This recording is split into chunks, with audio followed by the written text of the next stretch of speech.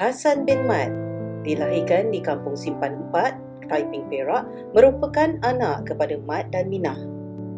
Pasangan Mat dan Minah dikurniakan 4 orang anak iaitu Wahab, Hasan, Saleh dan Salasiah. Hasan pada usia mudanya pernah berkhidmat dengan pasukan Regimen Askar Melayu Diraja dan pernah berumah tangga sebanyak 2 kali sepanjang hidupnya.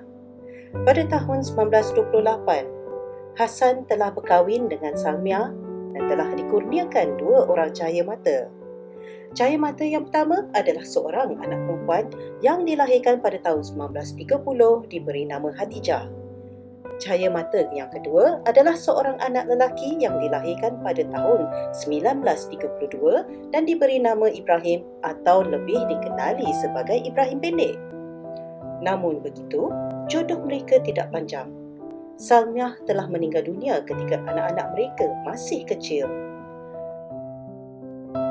Hasan yang menduda telah berkahwin kali kedua pada tahun 1954 dengan Napsiah binti Khamis yang berasal dari Kuala Pilah, Negeri Sembilan, seorang ibu tunggal yang mempunyai 2 orang anak iaitu Samsiah dan Mazana dari suaminya yang terdahulu bernama Abbas.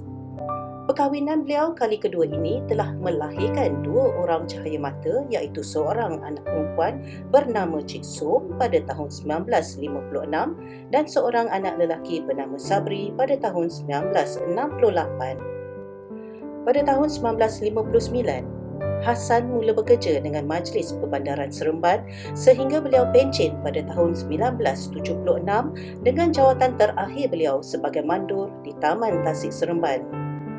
Ketika di Seremban, Hasan menyewa rumah di Kampung Baru Temiang bersama keluarganya. Pada tahun 1970, Hasan telah membawa keluarganya berhijrah ke Petaling Jaya, Selangor bagi memastikan anak-anaknya mendapat kehidupan yang lebih baik. Setelah pencen pada tahun 1976, Hasan membantu menguruskan perniagaan anaknya Ibrahim Pendek yang mempunyai premis perniagaan iaitu Ibrahim Pendek Store yang menjual cenderamata di Queenstown, Singapura dan kemudiannya berpindah ke bangunan Komtar di Johor Bahru. Walaupun Hasan terpaksa berpisah dengan keluarga kerana jarak yang jauh semasa bekerja di Seremban dan selepas itu ke Johor Bahru, namun beliau tidak pernah mengabaikan tanggungjawab beliau terhadap keluarga. Hampir setiap hujung minggu atau ada kelapangan, beliau akan pulang ke Petaling Jaya dengan menaiki motosikal ataupun bas. Oleh kerana kesihatan yang tidak mengizinkan, pada tahun 1978, beliau kembali menetap dengan isteri dan anak-anaknya di Petaling Jaya. Pada masa itu, walaupun dengan keadaan kesihatannya yang tidak stabil, Hasan kerap kembali ke kampungnya di Taiping, Perak untuk bertemu dengan anaknya Hadijah dan cucu-cucunya di sana. Pada 28 Julai 1980, Hasan telah berkunjung ke rumah anaknya Cik Som di Sungai Wei, Petaling Jaya dan sewaktu berada di rumah anaknya itu, beliau telah diserang sesak nafas. Sekitar jam 10 pagi, beliau telah menghembuskan nafas terakhir dengan tenang dan rezeki pemergian beliau menghadap penciptanya ketika umat Islam menjalankan ibadah puasa iaitu pada 14 Ramadan 1400 Hijrah.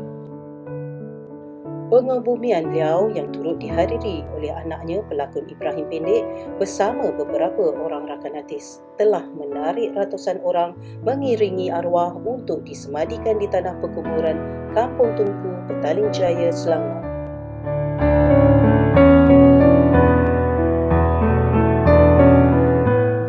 Semoga roh Hasan bin Mat ditempatkan bersama para solihin.